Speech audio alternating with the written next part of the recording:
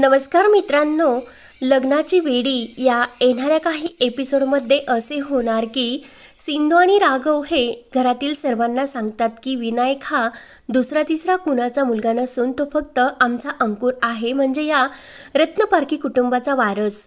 ते ऐकून काकूला तर खूप आनंद झालेला असतो, कारण काकूला असे वाटत असते की आता मधुला सुद्धा मुलबाळ होणार नाही आणि रेश्माला तर नाहीच नाही, कारण ऋषभमध्ये दोष असल्यामुळे रेश्माला तर आता मुलबाळ होऊ शकणार नाही। तर काकूने पूर्ण आशा सोडलेली असते। काही झाले तरी विनायक हा कॉम्पिटिशनमध्ये विनर बनलेला असतो, तरी सुद्धा काकूला त्याचे कौतुक वाटत नाही, कारण तो दुसऱ्याचाच ॲडॉप्ट केलेला मुलगा आहे अशी काकूचीही पहिल्यापासून इच्छा असते। तेव्हा मात्र लगेच सिंधू जेव्हा हे सत्य सांगते की काकू तुम्ही कायम विनायकला नाव ठेवत आला, विनायकबद्दल अपशब्द बोलत आला आणि माझ्याबद्दल सुद्धा, पण तुमचाच जो विनायक आहे तोच आपला अंकुर, म्हणजे जेव्हा अपघातामध्ये मी अंकुरला घेऊन गेले होते आणि तोच योगायोगाने विनायक हा आपल्या घरी आला। तेव्हा मात्र ते ऐकून काकूच्या पायाखालची जमीन हादरते। काकूला इतका आनंद झालेला असतो की काकू म्हणत असते की सिंधूने मला ते स्वर्गसुख दिले, म्हणजे माझ्या नातवाचे, आणि सिंधू मला माफ कर, आत्तापर्यंत मी तुला खूप काही बोलले, रागवले, पण या रत्नपारखे कुटुंबाची वारसाची इच्छा शेवटी तूच माझी पूर्ण केली, त्यामुळे आता मी तुलाही कुठे जाऊन देणार नाही आणि आपल्या विनायकला सुद्धा। तेव्हा मात्र आणि हे सत्य सांगितल्याने सर्वांना मात्र खूप आनंद झालेला असतो। मात्र मधू आणि विनायक आपल्या रूममध्ये असतात। मात्र मधू ही शॉपिंगचे नाटक करून विनायकला बाहेर घेऊन गेलेली असते, हे कुणालाच माहिती नसते। तेव्हा मात्र सिंधू म्हणत असते की मी विनायकला हे सांगून येते की मीच त्याची खरी आई आहे आणि हे त्याला समजायला हवंच। तेव्हा मात्र सिंधू घरात येते तर मधू तेथून बेपत्ता असते आणि विनायकसुद्धा तिच्यासोबत ती घेऊन गेलेली असते, कारण मधूने तिच्या पर्समध्ये जी चिठ्ठी कोणी तिला टाकलेली असते की विनायक तुझा मुलगा नसून सिंधू आणि राघवचा तो अंकुर आहे आणि आता लवकरच सिंधू त्याला आपल्याबरोबर घेऊन जाणार, त्यामुळे मधूने एक डाव साधलेला असतो आणि मधू लगेच विनायकला घेऊन डायरेक्ट आपले पासपोर्ट हे सर्व घेऊन ती तेथून घरातून गायब झालेली असते। तेव्हा मात्र तिला विनायकला घेऊन लंडनला जायचे असते। तिने ठरवलेले असते की आता राघव तूच माझा कधीही होऊ शकला नाही, मी तुला आत्तापर्यंत खूप मदत केली, विनायकला ॲडॉप्ट करण्यासाठी सुद्धा खूप मदत केली, पण तू कधीही मला नवऱ्याचे प्रेम दिले नाही, कारण त्या केवळ सिंधूसाठी, आणि आता तर माझ्या विनायकला सुद्धा माझ्यापासून तुम्ही तोडून घेता, त्यामुळे आता विनायक आणि मी तुमच्यापासून कायमची दूर निघून जाईल। माझ्यासाठी माझा विनूच खूप महत्त्वाचा आहे, राघव तुझी काही गरज नाही, कारण आत्तापर्यंत ती किंमत तू कधीही मला दिलेली नाही, असे ती विनायकला मिठीत घेऊन म्हणत असते आणि एका गाडीमध्ये घेऊन ती विनायकला स्टेशन म्हणजे रेल्वे स्टेशनवर घेऊन जात असते। विनायक मधूला म्हणत असतो की आई आपल्या घरामध्ये इतकी मोठी पार्टी आणि तू मला इकडे कुठे घेऊन जातीस। तेव्हा मधू म्हणत असते की मी तुला एक राजकुमाराची गोष्ट सांगते आणि ती गोष्ट ऐकल्यानंतर तुझ्या प्रत्येक प्रश्नाचे उत्तर तुला मिळेल। तेव्हा ती सांगत असते की एक राजकुमार असतो आणि तो राजकुमार आपल्या मुलावर खूप प्रेम करत असतो आणि आपल्या बायकोवर सुद्धा, पण अचानक एक चेटीन येते आणि ती चेटकीन लगेच सर्वांना आपल्या वशमध्ये करत असते आणि ती आता तर माझ्या मुलाला सुद्धा माझ्यापासून हिसकावून घेण्याचा प्रयत्न करते। त्या राजकुमाराने तर माझी फक्त मदत घेतली आणि मला कधीही त्याचे प्रेम मिळवून दिले नाही, आत्तापर्यंत त्याने फक्त तिचा वापर केला आणि त्या राजकुमाराला आता त्याचा मुलगासुद्धा मिळू शकत नाही आणि त्याची बायकोसुद्धा। विनायक म्हणत असतो की आई तू असे काय बोलते, मला काही समजत नाही आणि घरी चल, सर्वजण वाट बघत असतील।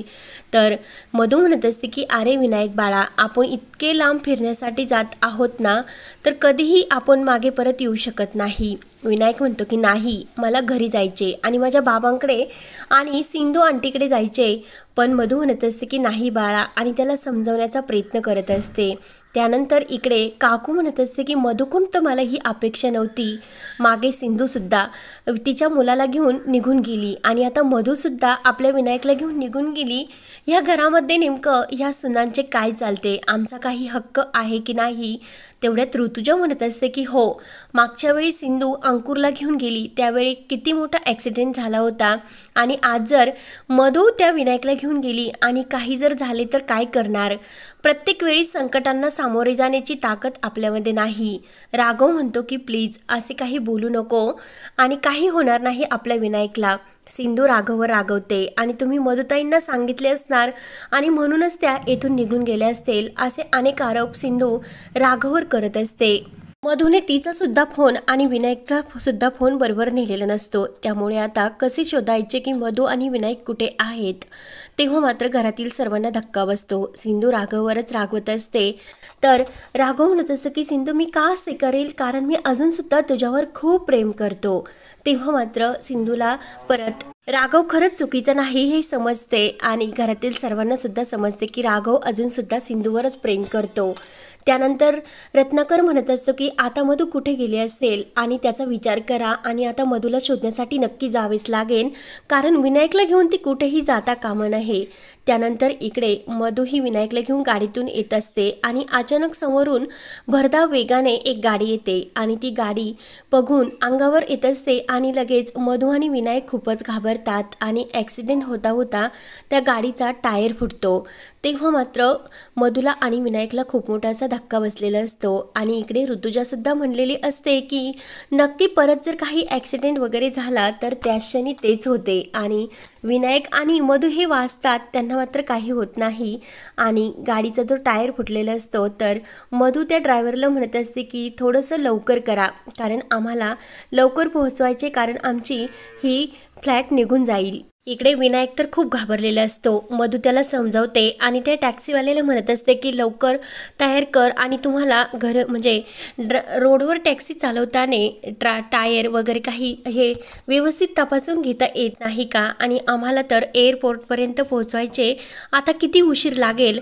तेव्हा तो टॅक्सीवाला मनात म्हणत असतो की काहीतरी हा नक्की घोळ आहे आणि ही स्त्री या मुलाला घेऊन तर पळून तर जात नाही ना, म्हणजे नक्की काहीतरी हे वेगळंच काहीतरी कारण असेल। तेव्हा तो टॅक्सीवाला सुद्धा खूप घाबरलेला असतो आणि इकडे मधू सुद्धा खूप घाबरते आणि ती म्हणत असते की आत्तापर्यंत घरात सर्वांना समजले असणार की मी विनायकला घेऊन पळून गेले आणि राघवने आपली जी पोलीस फौज आहे ती पूर्णपणे कामाला सुद्धा लावली असणार आणि त्या सिंधूचं तर विचारूच नका, तिने तर पूर्ण असे थैमानच घातले असणार आणि घरातील वातावरण आता तर खूप असे रागवणारे असणार। त्यामुळे आता काय करायचे आणि संध्याकाळ सुद्धा पूर्ण होत आहे आणि ती टॅक्सी काहीही व्यवस्थित झालेली नसते। तो आपल्या पर्समध्ये हात घालते आणि विनायकला काही देण्यासाठी खाण्यासाठी बिस्किट वगैरे आहे की नाही हे चेक करत असते। तेवढ्यात तिच्या हातामध्ये तो कागद लागलेला असतो आणि त्या कागदामुळे मधूला समजलेले असते की विनायक हा दुसरा तिसरा कोणी नसून तिने 9 महिने जो गर्भात वाढवलेला मुलगा हा तोच अंकुर आहे। तिला खूप आनंद झालेला असतो। ती म्हणत असते की राघव, इतके मोठे सत्य तू माझ्यापासून लपून ठेवले आणि मी तुला कधीच माफ करू शकणार नाही। आणि ती सिंधू सुद्धा मला कायम टोमणे वगैरे देत होती आणि आता तर माझ्या विनायकला ती माझ्यापासून नक्की तिने हिसकावले असतील आणि लगेच ती राघवला अंधारात ठेवून तिने त्या जे काही अनाथ आश्रमामध्ये असतात तेथील ह्या मॅडमला फोन केलेला असतो आणि खोटं बोलून तिने सांगितलेले असते की राघवने मला सर्व काही सांगितले। तेव्हा त्या मॅडमला वाटते की राघवने नक्की यांना काहीतरी सर्व सांगितले असणार, म्हणून विनायकची सर्व सत्य त्या मधूला सांगतात आणि मधूला सर्व काही माहिती झाल्यामुळे ती सर्व अगोदर विनायकला घेऊन तिकडे लंडनला जाण्यासाठी निघलेली असते आणि इकडे सिंधूने पोलीस स्टेशनमध्ये मधूविरुद्ध कंप्लेंट दिलेली असते। तेव्हा मात्र राघवला मधूच्या मोबाईलमधून जो त्या टॅक्सीवाल्याचा नंबर मिळालेला असतो। राघव लगेच त्या टॅक्सीवाल्याला फोन लावतो आणि तुम्ही एका स्त्रीला आणि एका मुलाला कुठे सोडले का? तेव्हा तो टॅक्सीवाला अगोदर सांगायला तयार नसतो, तर लगेच राघव म्हणतो की मी एक पोलीस ऑफिसर आहे आणि तुम्ही जर माहिती दिली नाही तर मला तुम्हाला सुद्धा अटक करावी लागेल। टॅक्सी ड्रायव्हर खूपच घाबरतो आणि तो मधूला कुठे सोडले की कोणत्या हॉटेलवर हे सर्व तो पत्त्यासह देतो। तेव्हा राघव, सिंधू आणि सर्वजण तेथे जाऊन पोहोचतात। तर तेथे गेल्यानंतर नक्की काय घडणार, कारण मधू ही जाताने राघवची बंदूक सुद्धा घेऊन गेलेली असते आणि आता या संकटातून विनायकला तर काही होणार नाही ना, आणि विनायक हा परत सिंधूकडे सुखरूप कसा येणार पाहण्यासाठी चॅनलला नक्की सबस्क्राईब करत रहा। धन्यवाद।